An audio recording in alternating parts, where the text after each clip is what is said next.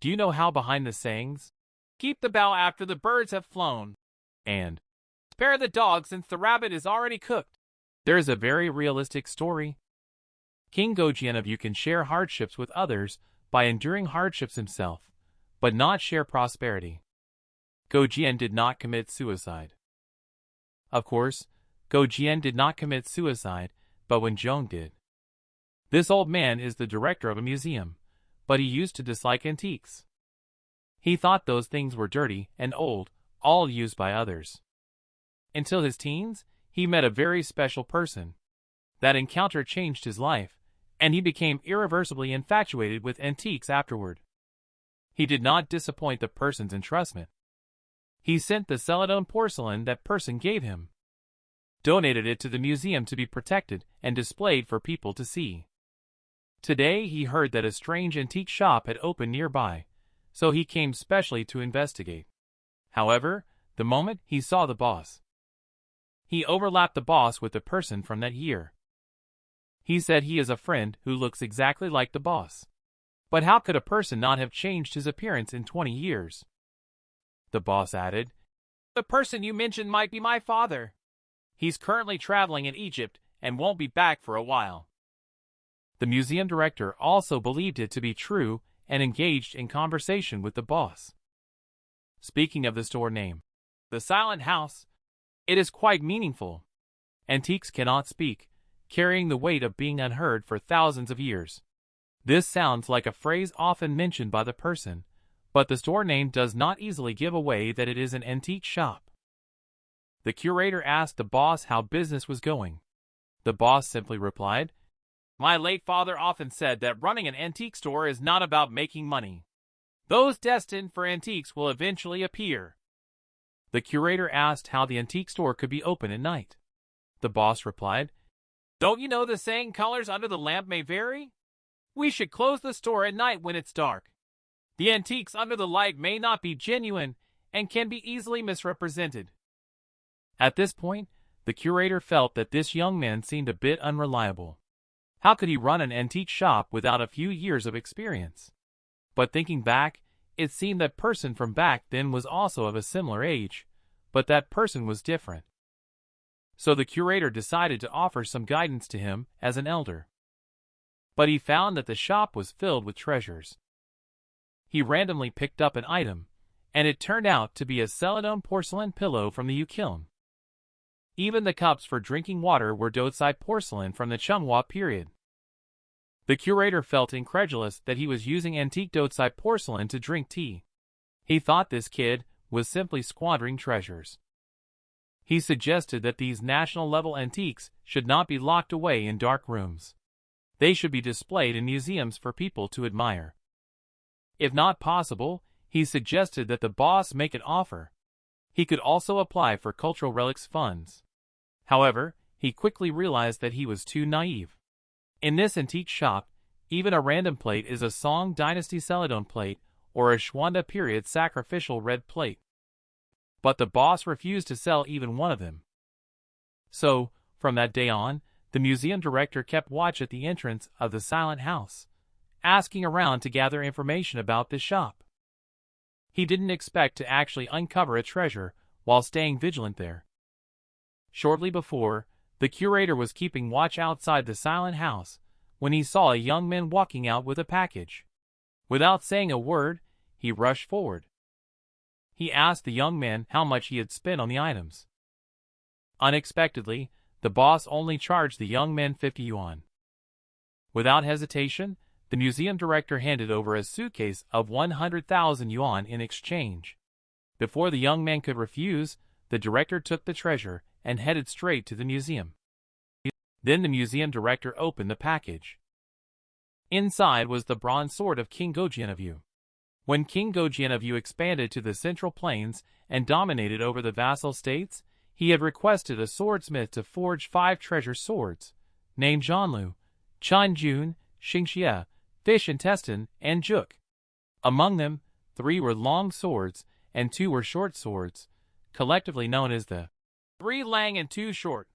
Later, the idiom 3 lang and 2 short became synonymous with unexpected disasters. Is the sword in front of me now one of them? After the curator conducted various analyses on it, he confirmed that this thing is not a counterfeit, but he felt a bit upset when he thought that the boss sold the cultural relic to someone else for only $50.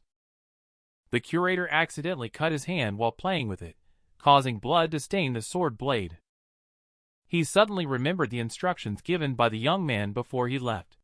The boss had reminded him to never let it touch human blood when selling this item.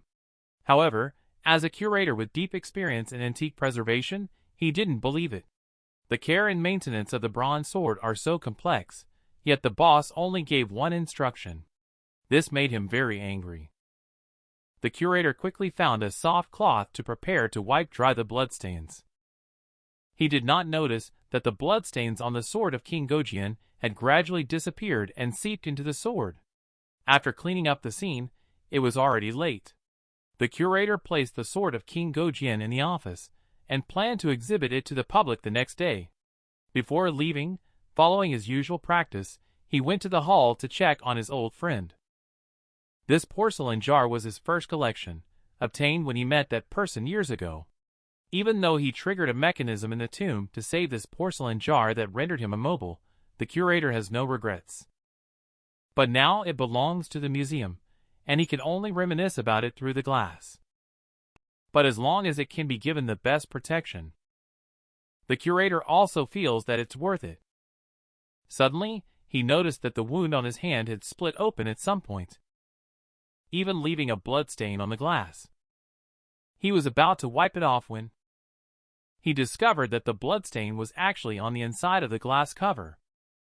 The curator was greatly shocked. How could this be possible?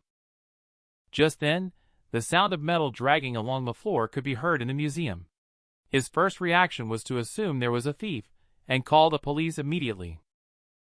Unfortunately, at this moment, his phone had no signal. The alarm system also malfunctioned. He saw the disturbance getting closer and closer. The museum director suddenly realized that the sound might be coming from the sword of King Gojian that he had just placed in the office. The museum director became more and more frightened as he thought about it, so he decided to leave here first. He fled with a limp, leaning on a cane. He encountered a mysterious force that propelled him back to where he started. Soon, a eerie aura surrounded him, and he realized he couldn't move his body anymore. Then he unexpectedly witnessed a bizarre scene. The sword of King Gojian actually flew over by itself, with blood still flowing on the blade. The curator remembered the boss's warning. Could it be that he caused a great disaster himself? At this time, the sword of King Gojian emitted a strong gang energy, shattering even the bulletproof glass in the hall. He ran to protect his old buddy Yuan Qingxi for the first time. He found another version of himself in the distance. He actually put the sword of King Gojian around his neck. He was about to commit a senseless act of self-destruction. At a crucial moment, the boss appeared and timely grabbed the sword handle, saving his life. The museum curator, still in shock, hastily asked him about the origin of the sword. Originally, this sword of King Gojian was meant for self-defense by Gojian, but it never saw any actual combat. During the spring and autumn and warring states periods, the swords of kings often held symbolic importance because once these swords were put into use, it meant either the king's guards were inadequate or the king had to kill himself. But you are right in remembering that Gojian did not die by suicide. The boss said Gojian certainly didn't, but Wenzhong did. After the destruction of Wu back then, Wenzhong, feeling that his accomplishments were too great, received a letter from family warning him. When the birds have all been hunted, the good bough is put away. When the cunning hare is dead, the hunting dog is cooked. The king of Yu described Wenzhong as a long-necked bird that would peck others, not someone to share joys with through good times and bad. Why not leave? However, Wenzhong did not heed the advice. Not long after, he was indeed presented a sword by Gojian and ended his life by suicide. Therefore, this sword is the one Wenzhong used to end his own life back then. The boss told the museum curator that every antique has its own life. He is not holding on to these antiques unwilling to let go, but rather the antiques in the silent house. Each have a soul. Although antiques are just objects, they have existed for hundreds or thousands of years. Each item embodies the efforts of the craftsman and the emotions of the users. Some may not have thoughts, but many already possess obsessions and desires, just like the sword of King Gojian. Its wish is to protect its master. The boss also knows that for antiques without consciousness, museums are their ultimate destination, but antiques with unfinished obsessions placed simply in the museum would be very dangerous. Especially when two conflicting artifacts are placed in inappropriate positions, it is even more so. Some things not only need the protection of glass covers, but also the care of hands. Each antique in the silent house has its own obsession. For example, the ancient mirror silently waited for 2,000 years to allow the owner to meet the beloved woman. Although it eventually shattered, it fulfilled the wish of the lovers to meet each other. The fragrant concubine's bracelet has not yet fulfilled its wish. The candle that is burned for hundreds of years is still quietly shedding tears. Of course, if these antiques fulfill their wishes and remain intact, the boss will also donate them to the museum. However, he doesn't really need to explain to anyone. Talking so much with the curator tonight is just for the sake of old times. Nonetheless, the curator is still worried that the sword of King Gojian will harm someone in the future. The boss reassured him, saying that once the sword is returned to its scabbard, it will sleep for another 100 years. After saying this, the boss took the sword and left the museum. When the curator came to his senses, he found that everything in the exhibition hall was back to normal. There were no broken glass cases or blood handprints, as if nothing had happened. Later, he went to the security room to check the surveillance footage and found that not only was the sword of King Gojian not shown in the recording, but the boss was also not seen. There was only himself acting crazily alone. However, he knew that all of this must have happened because the wound on his left hand was still slowly bleeding. Do you know that the mythical creatures recorded in the classic of mountains and seas may not have disappeared? Instead, they may have merged into our lives. It's just that they haven't been discovered by us yet. Who? Who exactly? What did I see? Is this still Cheongchi? This Cheongchi, for a little food, actually meows like a cat. One dog, you even came out. The girl came to the silent house that day and heard that it was an antique shop. She then asked the owner if they buy things. After speaking, she took out several bamboo slips wrapped in newspaper. These were all items she found when she was moving, almost mistaken for trash by her mother. However, she felt it was a bit of a shame and wanted to show them to the boss. But when the boss saw the bamboo slips, he immediately asked her how much she wanted to sell them for. Because what is written on it is classic of mountains and seas. It seems to be the northern classic within the seas, from the classic of mountains and seas. The girl didn't understand the market price. She just accidentally broke 3 bamboo slips while cleaning up. The remaining ones are probably not complete. Unexpectedly, the boss directly offered 1 million. The girl was ecstatic, feeling like she had picked up money. The next second, the boss brought a bag of cash and told her that should be enough. The girl was dumbfounded by this move, and she could only ask the bold boss for a plastic bag. After the girl left, the boss originally intended to go back to the room to get a box to pack the bamboo slips. Unexpectedly, Su Northland came with a basket of Zilongbeo. He accidentally broke a bamboo slip under the newspaper. Now he's in trouble. But the boss wasn't angry. He just said, "It's broken, so be it. It's fate." Su Northland looked at the broken bamboo slips curiously, wondering what was written on them. The boss picked up a piece and read, "One dog, a being with a human body and an animal head, described as having a hedgehog-like appearance resembling a dog, yellow in color. This is from the classic of mountains and seas, the northern classic within the seas." But as a doctor, Sue Northland naturally doesn't believe in the existence of creatures with animal heads and human bodies because it is scientifically implausible. This is just a legend. But as he turned around, he found his boss staring blankly behind him. Before he could react, he was grabbed by the boss and ran away. Sue Northland had never seen him so nervous before. Is there something behind them? Soon, he was taken by the boss to a pitch-black room. He only saw clearly the monster chasing him, which had the head of a dog and the body of a human. Could this be the legendary Huan dog? The boss said that he blamed himself for breaking the bamboo slips. It turns out that these bamboo slips were actually the rough draft of the classic of mountains and seas, with each bamboo strip sealing a kind of monster. Fortunately, he did not break the bamboo slips with place names. Otherwise, being transported to Kunlun and Qingqiu kingdoms, it would probably be impossible to come back again. The two people are temporarily safe hiding in the room, but they cannot delay forever. The boss reminded Sue Northland to crouch in the corner and not move around. It's best to close your eyes. Then he actually opened the door himself and let Huan Dog in. Huan Dog immediately rushed up when he smelled the scent. But the boss calmly uttered a word. Break. Immediately, the tiles under Huan Dog's feet emitted a dazzling light.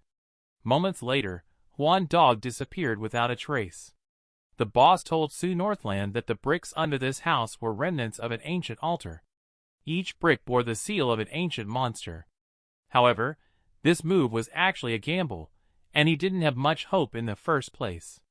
Luckily, Huan Dog had been sealed for thousands of years, and had lost most of its power. Knowing that this house harbors many monsters, Sue Northland immediately felt his scalp tingle. He quickly followed the boss and left the place. He did not notice something following him from behind. After coming out, the boss checked and found that the three missing sets of bamboo slips, the seals of Sanqing bird, Jiliang horse, and Qiongqi, had all been broken. I went online to check and found out that these three monsters are actually quite gentle. Sanqing bird is a small green bird with 3 legs. Jiliang horse is a white horse with a fiery red mane and golden eyes. However, Qiongqi is a man-eating white tiger with wings. If this appears in the city, it will definitely make the news. But the boss thinks that Qiongqi may not necessarily understand human language and has been sealed for thousands of years. Perhaps there have been some changes in its appearance. But they absolutely can't imagine. Legend has it that the man-eating flying tiger unexpectedly appeared in the garbage dump. It was wondering how it ended up looking like this. But it was discovered by a girl who happened to pass by, and she picked it up. Seeing the kitten so cute, the girl decided to take it home and raise it. Qiongqi struggled desperately. This woman looks exactly like the witch beside Emperor Shun. She must want to harm it. But the moment Qiongqi was held in the arms, it smelled the scent of the witch. It has not tasted human blood for thousands of years. It's really hungry. With that in mind, Qiongqi took a bite. The girl, in pain, put it down. Qiongqi thought the witch would be angry and attack him. I didn't expect she just brought a bowl of milk. She drank it directly by pressing its head. After that, it was thrown into the pool for a bubble bath, and then dried with a very noisy hot air treasure. Qiongqi bit the pillow and felt embarrassed. That witch would come up with more ways to torture herself. Unexpectedly, the girl brought a basin of sausages and handed it to Qiongqi. This surprise made it discover a new continent. It turned out that in the world, there are things tastier than human blood. The girl then decided to adopt this little cat, and named it Little White. As the famous ancient divine beast Qiongqi, it was unexpectedly given such a common name, Little White. Growling and waving its claws, after eating this plate of sausages, it's going to run away. But she did not expect that when the girl looked outside before going out, she saw that it was going to rain, so she directly locked all the doors and windows out of anger. Qiongqi showed off its talent for wrecking the house, hoping that the girl would be so angry that she would kick it out of the house. Unexpectedly, the girl prepared a cat bed and a litter box for it. It seems like she is planning to confine it completely. If it weren't for the good food, it would have definitely caused a fuss. Just when Xiongqi was happily eating cat food, it suddenly heard a sarcastic remark. Is this still the ancient mythical beast Xiongqi? You're actually learning to meow here. Xiongqi looked up and unexpectedly saw that Huan Dog had transformed into a husky. Huan Dog was also picked up by the witch. Will this little guy take the initiative to take the bait? Sure enough, he found Huan Dog secretly licking the witch's wound. It approached her for her blood. The witch's blood has magical powers. Drinking a sip can restore health. Xiongqi guards its territory. It rushed forward without saying a word. A cat and a dog fought fiercely. In the end, the girl stepped in to stop it and sternly warned Little White not to bully the new member. Upon hearing the name Little White, Huan Dog couldn't help but laugh. Xiongqi reminded him not to be too happy too early, as the witch's taste is quite average. Sure enough, Huan Dog also successfully obtained a new name, Big Blaze. The scene shifts to Su Northland and the boss. The two of them caught a sanqing bird in the park. Su Northland asked the boss how he knew that hanging a birdcage on this phoenix tree could catch it. The boss explained that the sanqing bird is the predecessor of the phoenix, and they are accustomed to living in phoenix trees. There happens to be an ancient phoenix tree nearby in the park. The sanqing bird is used to being raised in captivity, so it will definitely enter the birdcage when it sees one. But Su Northland doesn't understand. Why would such a cute little bird be sealed away like that? In legend, Emperor Shun eliminated all the divine and monstrous creatures in order to maintain his rule. Our history transitioned from the mythical era to the human era. What the boss did not expect was that even with Emperor Shun's power, he could only seal these strange things within the original version of the classic of mountains and seas. And what he obtained was just one scroll, the Northern Classic within the seas, among the total of 17 scrolls. I wonder where those bamboo slips are now. It would be best if they are never found. But thinking about sealing away such a cute and affectionate little bird in the Su Northland again, he felt a bit reluctant in his heart and suggested wanting to keep it. The boss said that this bird used to be well taken care of by dedicated people at the Queen Mother of the West, pampered and spoiled. It's very different from your dog at home. You work day and night. Can you take care of it? Su Northland fell silent for a while. He looked at the bird chirping in his hand again, not sure what to do. The boss could only agree to help raise it in the store, feeling helpless. But before that, he needs to borrow the bird to help him find the Jiliang horse. The owner and the sanqing bird were seen having a gentle conversation. Sanqing, you should know Jiliang, right? Is it nearby? Can you call it over? The current world is no longer yours. It's dangerous for Jiliang to wander outside. If it's willing, I can use the bamboo slips of the dog vassal state to help it return to its hometown. Upon hearing this, Sanqing flew into the sky and called out several times. Jiliang horse immediately appeared. The boss also sent it back to its hometown according to the agreement. Now only the winged tiger Xiongqi is left. In theory, its appearance is the most bizarre and should be the most eye-catching. But the boss checked the information and found that Xiongqi is not simple. He is originally the unfilial son of the Western Emperor Xiao Hao and has the innate ability to transform into human form. This is bad. It's like finding a needle in a haystack to locate someone unseen in the city. But the boss thought that he might go to a certain place.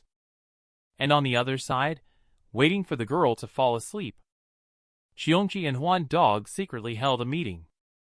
They analyzed the witch's current formidable power, not only able to conjure fire at any time, but also able to turn things into ice. She has also taken numerous hostages, who must sing and dance for her. They cannot continue to sit idly by. Anyway, they only need a little bit of witch's blood to restore their strength. It might be better to temporarily unite and launch a sudden attack on Xiongqi while she is asleep, approaching cautiously. It slipped and accidentally bumped into the girl's face. He thought he was doomed this time, but to his surprise, The girl innocently thought the little kitten wanted to sleep with her. It was forcibly brought into the bed. Xiongqi didn't dare to make a sound until the girl was asleep. It opened its tiny mouth and started sucking. It was really delicious. The blood of this witch indeed holds strong power. Seeing how she looked so much like the witch next to Emperor Shun, and with the bamboo slips from the classic of mountains and seas, she might indeed be a descendant of Emperor Shun. A surge of power quickly emerged from Xiongqi's body. Xiongqi successfully transformed back into human form, but he did not share the spoils with Huan Dog as agreed. Instead, he squatted at the bedside, sizing up the witch. She appeared not only not evil, but rather more innocent the longer he looked. Huan Dog repeatedly tried to suck her blood 3 or 5 times. Xiongqi pushed it back every time. Shortly after, Xiongqi jumped out of the window, and finally regained his freedom. But it was stopped by the boss before it could leave the yard. Xiongqi had never seen this man before. But he had seen the Emperor Shun's imperial jade seal in the boss's hand. He realized that this person must be here to arrest him, so he was preparing to delay and seize the opportunity to escape. He found out that there were accomplices behind him. But the boss has no intention of sealing Xiongqi. After all, the princess herself personally unsealed him. There must be her own intentions. His request is very simple. As long as Xiongqi makes a vow to never harm anyone in the world, and always follow the princess's orders without going against her will. If she passes away, he must find her reincarnation and protect her forever. Xiongqi agreed without hesitation. Huan Dog, also present here, was betrayed. Huan Dog, who had already drunk the witch's blood, had transformed into human form. He jumped from upstairs. He just appeared and wanted to fight Xiongqi. He saw the boss holding Emperor Shun's imperial jade seal at him, so he immediately backed down. He swore together with Xiongqi. The ceremony had just ended when she heard the girl looking for Big Black and Little White. Big Black wagged his tail and went over to greet her. The girl was surprised to see the owner of the silent house appear at her door in the middle of the night. The owner said he just happened to be passing by and found a little cat nearby. After speaking, he handed Little White over to the girl. Before leaving, the boss also reminded her that both the little cat and dog would grow up in a few months and advised her to remember to have them spayed or neutered. Little White was curious about what spaying or neutering meant. The boss smiled and explained that spaying or neutering means the tusks of a wild boar are auspicious. After that, they bid farewell to Su Northland and headed back home. Su Northland was curious if this is enough. Don't we need to seal those 2 monsters? The boss said that using the remaining piece of ancient ruins to seal Huan Dog has failed, not to mention that Xiongqi is the son of the Western Emperor Xiao Hao. However, their oaths come with a contractual effect. If not followed, they will be consumed by the backlash of the body, and their souls will never be able to reincarnate. Su Northland pointed to the imperial jade seal in his hand and asked, "Didn't you say you have Emperor Shun's imperial jade seal?" The boss chuckled and responded, "You mean this? Who told you there were no fakes in the silent house? Do you know that the Emperor Huizong of Song, Zhao Ji, who single-handedly created the humiliation of Jing Kong? He was actually an artist who was distracted by the throne. The unique art style he created has been passed down to this day, unmatched by anyone. Until modern times, one of his paintings was even sold for a record-breaking price of 1.5 billion. But why did he end up becoming a king of a fallen kingdom in the end? The shattered mountains and rivers. The 4 seasons painting that you wanted this time, is it ultimately for my kingdom? Indeed, in the end, I couldn't even keep this painting. You, in the next life, just be a simple painter." A mysterious guest arrives at the silent house on this day. The person exchanged a glance with the boss, and then walked straight into the inner room. Su Northland is unbelievable to look at. There are many antiques in the inner room, and the boss has never let him in before. But that person comes and goes freely as if it were his own home. The boss said that he is a teacher from a nearby art university who comes here to copy paintings. It's normal not to see him for a whole day at Su Northland. But as soon as I heard about copying calligraphy and painting, I immediately guessed that he might be a reincarnation of a famous artist at Su Northland. Coincidentally, the curator arrived at this moment. He heard that someone had entered the inner room before, and was also very surprised. He learned that the person had entered after copying Zhang Ziqian's Walking on Snow. The curator was so surprised that he was speechless to find out that the Silent House actually has Zhang Ziqian's authentic work. It is worth noting that among the existing landscape scroll paintings, Zhang Ziqian's Spring Outing from the Sui dynasty is not only the earliest discovered but also the best preserved ancient painting. It is currently stored in the Palace Museum in Beijing, with an inscription penned by Emperor Huizong of the Song dynasty. According to folklore, Zhang Ziqian's most famous work throughout his life is the Four Seasons painting, which includes Spring Outing, Children Playing in the Water, Falling Leaves, and Walking on Snow. However, the other three paintings besides Spring Outing do not even have copies, leading to continued speculation that it is a myth. Upon learning that the Silent House houses such a powerful treasure, the museum director immediately begged to see it. The owner told him that the first room on the right is where it is located, but only those destined can see the three paintings. Su Northland also eagerly followed along, but he came out in less than a minute. He even asked the boss that the room clearly had white paper hanging in it. Why is the painter still staring blankly at that piece of white paper? Although the curator couldn't see the content on the scroll, he could tell from the paper that it had some age. Could it be the other three legendary paintings of the Four Seasons painting? And who is the painter? Why was he able to see it? The boss, seeing that Su Northland was so curious, decided to tell him a story. During the Northern Song dynasty, Imperial Prince Duanzhao Ji was appointed as a prince at the age of 3. He was known for his elegance and cultural refinement, and was a famous scholar in the capital. That day, he and his cousin Zhao Lingrang were drinking tea at a tea house. He learned that a new antique shop called the Silent House had opened on East Street. They decided to go and check it out. As soon as they entered, they saw a child dragging the sword of King Gojian towards the exit. Zhao Lingrang immediately recognized that the child was holding a genuine item. He suddenly felt that there must be many treasures hidden in the Silent House. But they were stopped by the child as soon as they entered the shop, questioning their identities. The shop wasn't open yet, and Zhao Lingrang just wanted to find some rare treasures before it opened. He asked if there were any rare calligraphy and paintings in the shop. I didn't expect this child to be quite confident. He led them to the inner room. But as soon as he saw the painting of Zhao Lingrang, he flew into a rage. "You brat! How dare you deceive me!" But the child pointed to the blank paper on the wall and said, "I didn't lie. The boss said this is the best here. I haven't been inside either." Shortly afterwards, Zhao Ji, who hurried over upon hearing the news, came in and immediately became stunned. On the wall was hanging the Four Seasons painting, which is said to be created by the legendary Zhang Ziqian.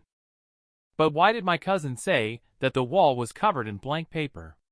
Zhao Ji was puzzled by this. The boss of the Silent House suddenly appeared behind him and asked, "Can you see these 4 paintings?"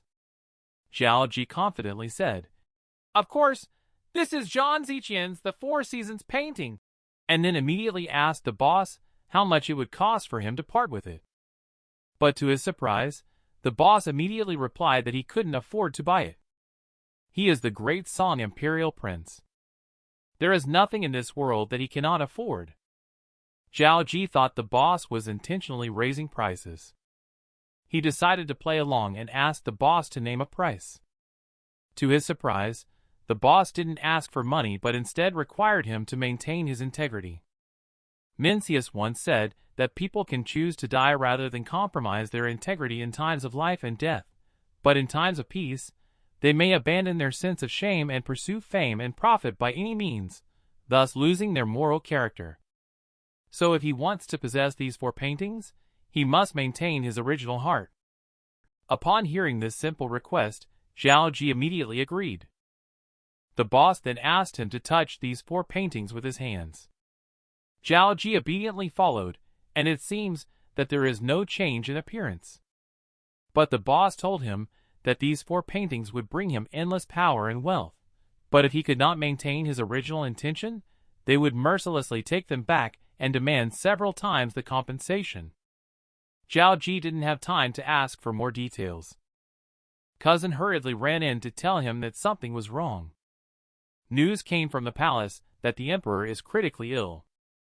The emperor still has no heir, so the throne will naturally fall to him. Could it be that the 4 paintings have brought him power and wealth? Zhao Ji looked back at the boss seeking answers, but the boss made a hushing gesture, asking him to keep the secret. After Zhao Ji left, the child ran back again.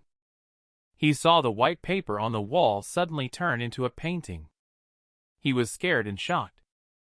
The boss calmly told him that the 4 Seasons painting will reveal its true form once it recognizes its owner, but they are unsure how long it will last this time. Although having insight and a sense of righteousness, once one becomes wealthy and prosperous, they may forsake their loved ones and old friends, losing their original intent.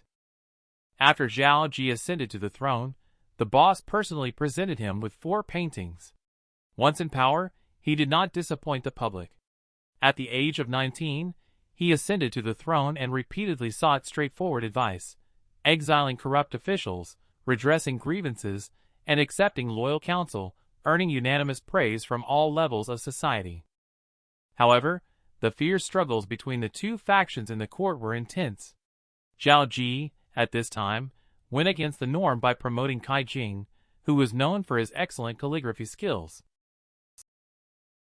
As his power expanded, Zhao Ji also began to become more arrogant. He actually complained that the imperial palace of the Great Song Emperor was too small, and suggested expanding it. His lifestyle became even more extravagant. 10 years have passed in the blink of an eye.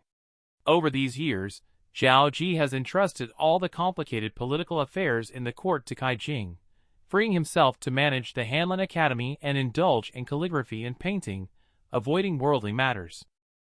In the previous years, he also established the Xuanhe Painting Academy. He also compiled many books and painting manuals. But there was one thing that troubled him greatly. A few days ago, he went to look for the owner of the silent house, only to find out that the silent house had been closed for several days. Not long ago, there was even a funeral held there. He was concerned that something might have happened to the owner of the silent house, and decided to visit in person. He found that not only was the silent house exactly the same as it was 10 years ago, even the owner had not changed a bit. However, since the owner is still there, the deceased person must be the child from back then. Zhao Ji advises the owner to accept the situation with composure and adapt to the change. The boss simply replied indifferently, "It's nothing. When the time comes, he will have to leave too. But I wonder why the officer is here." Zhao Ji waved his hand to signal the attendants to leave. He came this time to ask the boss for help to take a look. The painting children playing in the water suddenly disappeared, but Spring Outing is still hanging there intact. At first, when the painting started to turn blank, he didn't pay much attention and thought it was a mistake made by the palace attendants, replacing it with a blank piece of paper hanging there. But recently, he noticed that falling leaves also started to fade in color, and that's when he sensed something was wrong. The boss told him that everything in this world is fair. Since you have chosen to gain endless power and wealth, but cannot maintain your original intentions, the Four Seasons painting naturally has to take away some corresponding rewards. It was only then that Zhao Ji suddenly realized. After reigning for so many years, except for the eldest son, who was born earliest and is safe and sound, none of the other children under his knees can survive beyond the age of 5. Isn't it possible that someone is secretly cursing them, but it's the trouble caused by the Four Seasons painting? Zhao Ji quickly asked the boss for advice on how to resolve this. The boss remained silent and didn't say a word. At this moment, he noticed that the boss's clothes were already tattered, but the boss was reluctant to change them. It must be a beloved and precious item.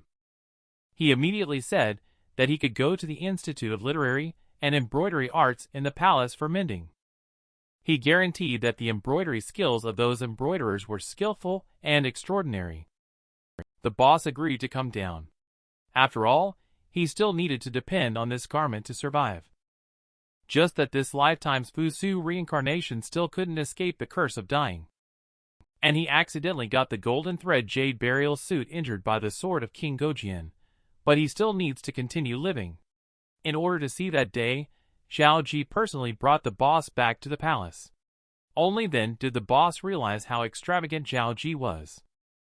The scale of this palace is the same as the imperial palace in the Forbidden City, stretching from the Jinglong Gate in the east to the Tianbo Gate in the west, with dozens of pavilions and towers. Zhao Ji even ordered craftsmen to stack stones to create mountains, dig pools to create seas, and collect springs to form lakes. The courtyard is home to numerous rare birds, exotic animals, fine flowers, and famous trees. Walking among them feels like being in a fairyland, but facing such a magnificent palace, the boss still appears indifferent. Zhao Ji is not convinced deep down. He secretly vowed that when his longevity hill is completed, he will definitely show the boss a thing or two. Little did he know, the boss only had thoughts of such a luxurious and extravagant ruler. It's no wonder Falling Leaves has not withered. Later, the boss was arranged to stay in a side hall at Yanfugong Palace. The seamstresses at the Institute of Literary and Embroidery Arts all discussed him incessantly. The emperor himself personally requested to have his clothes mended, but he instead watched the seamstresses work every day. Furthermore, he went back home daily wearing the clothes that had not been repaired. Truly suspicious. The clothes are also quite strange. The threads used for mending are bright red, as if they were stained with blood. Moreover, there is an embroidery of a dragon on the clothes, a pattern only fit for the emperor to wear. These words were overheard by the boss lurking in the shadows, but the boss did not say much in response. The crimson long robe will not be completed for several more days. Zhao Ji has not come to urge him to help resolve the disappearance of the painting. It is almost certain that he has guessed the original purpose of this garment, which is why he personally designed the embroidery of the dragon. He is waiting for the day when he can claim it for himself. Later, the boss learned from Zhao Lingrang that Kai Jing actually wanted to rebuild the city walls designed personally by Emperor Taizu. The boss was somewhat surprised. Bianliang, the east capital, is located in the center of the world, with no natural defenses and vulnerable to military disasters. Emperor Taizu of Song personally designed the city walls, with intricate twists, like a puzzle to strengthen the city in place of natural defenses. He relied on a well-armored army to replace natural barriers and passes for defense. Kai Jing actually said that the disorderly appearance of the outer city hinders the overall view. He is going to order a reconstruction of the outer wall into a square-shaped character. This is simply nonsense. Enclosing people within a isn't that the Chinese character for prison? The boss nodded in agreement. Indeed, it is just nonsense. But he still has to wait a little longer. 2 years later, the clothes were finally repaired. But at this time, Zhao Ji found that the boss was missing, and the clothes were also missing. Zhao Ji, knowing that his sinister scheme had been discovered, had to admit defeat. He ordered someone to put away the already blank, Falling Leaves. He felt anxious and uneasy. The Four Seasons painting has already taken away his children. What will it take away this time? I didn't expect that 2 years later. Zhao Ji not only remained safe and sound, but also successfully gave birth to a son through the introduction of Kai Jing. He is now much less fearful of the Four Seasons painting and believes that the owner of the silent house is a scammer, thinking that those Taoists outside are more reliable. But he is unaware that his actions have already caused public grievances. Nowadays, more and more Taoists in this city are widely promoting their skills. The ancestral city walls have also been demolished and rebuilt, causing harm to the people and wasting resources. The officials and soldiers are everywhere collecting rare treasures and exotic stones to please the emperor, while the lives of the people are becoming increasingly difficult. But Zhao Ji's good days did not last long. 2 years later, the Jin army easily invaded the city. Zhao Ji's situation was already hopeless. He couldn't believe that the city walls he had rebuilt were so easily breached. It was only at this moment that he realized. The Four Seasons painting took away his country this time. Among the fleeing crowd, he seemed to see the owner of the silent house, who came to take away falling leaves. But soon the other party disappeared. After that, Zhao Ji was captured. He headed north for 9 years, and was imprisoned in the far north Five-Kingdom city. All his descendants died in prison over these years. The only thing left on his body, it's a nearly blank scroll of "Walking on Snow." At this moment, the owner of the silent house suddenly appeared, and he came to retrieve "Walking on Snow." Zhao Ji recalls the turmoil brought to him by the Four Seasons painting. He questioned his boss why he was chosen for the Four Seasons painting. The boss simply said, "It sounds ridiculous when you say it. This dynasty was a peculiar one, possessing astonishing prosperity and a culture beyond the reach of later generations. Yet it suffered greatly from poverty and weakness, enduring repeated pressures from other ethnic groups. Despite numerous internal conflicts, it was remarkably clear-minded compared to its predecessors. Even a scholar official could criticize contemporary politics without persecution. Moreover, the technological advancements were increasingly astounding, introducing inventions such as movable type printing, gunpowder, and the compass. However, the printing technology that could spread culture was used to print Taoist scriptures. The gunpowder capable of harming enemies was made into fireworks for entertainment. And the compass, which could facilitate maritime exploration, was instead used for feng shui purposes. Zhao Ji finally understood that he had ruined his ancestors' legacy. He had long forgotten to stay true to his original intentions. In his hands, the Four Seasons painting only retained spring outing, without fading, because before the age of 20, he had not strayed from his true self. He was only a good emperor for a year and a half after ascending to the throne. Afterwards, he was corrupted by absolute power and wealth. If he simply behaved as a leisurely imperial prince, would the great Song dynasty have flourished? He looked outside at the silver-wrapped world and thought it was beautiful. If he had a brush in his hand, he would definitely paint it instead of being entangled in endless political affairs and court intrigues. The reason why people are in pain is because they pursue the wrong things. How many people can stay true to themselves amidst endless power and wealth? Don't mention Zhao Ji. Even Zhao Lingrang is growing up and gradually going against his own heart. The boss is the same. After so many years, he also cannot say that he has not deviated from his true feelings. The boss then took away "Walking on Snow." He advised Zhao Ji to be a simple painter in his next life. And the Four Seasons painting took away Zhao Ji's life this time. After listening to the story of Su Northland, he suddenly realized. The painter turned out to be the reincarnation of Emperor Huizong of Song Zhao Ji. The boss, however, said in a light tone that the fall of the Northern Song dynasty was not entirely his fault. His imperial brother did a great job. It was because Emperor Zhizong of Song ascended to the throne before the age of 10. The education he received was completely arranged for the heir apparent. Zhao Ji was destined to be a leisurely imperial prince of the Song dynasty. The royal family was very cautious towards the imperial clan. The farthest distance they could go was to the imperial tombs on the outskirts of the capital to pay respects. They could never leave the capital city for life, and were not allowed to participate in political affairs at court. Coincidentally, at this moment, the painter finished the painting and emerged from the inner room. Su Northland immediately stepped forward to request a look at the artwork. When the painter unfolded the painting, both Su Northland and the gallery owner exclaimed in surprise. Su Northland turned to ask the painter, "Is this painting for sale?" The gallery owner directly collapsed. "This silly kid blurted it out so easily. This is disrespectful to the painter. He will sell it, As if.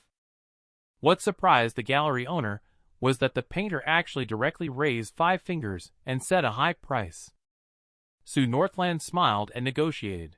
Too expensive. Can you lower the price a bit? This made the gallery owner behind her extremely anxious. He wished he could rush forward and pay the money right away. Unexpectedly, the painter just said, "Cannot lower the price," and then tore the painting apart directly. Sue Northland asked incredulously, "I was just casually negotiating the price. Why did you still tear it apart?" But the painter said, "It's nothing. I believe this painting is worth this price. But if you bargain, it shows that in your heart, this painting is still not good enough. Why keep something that's not good enough?